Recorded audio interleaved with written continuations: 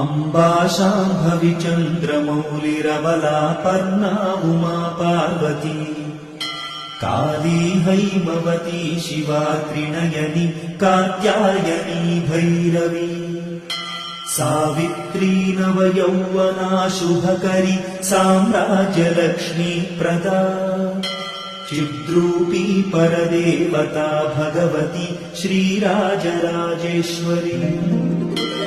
अम्बा मोहिनी देवता त्रिभुवनी आनन्दसन्दायिनी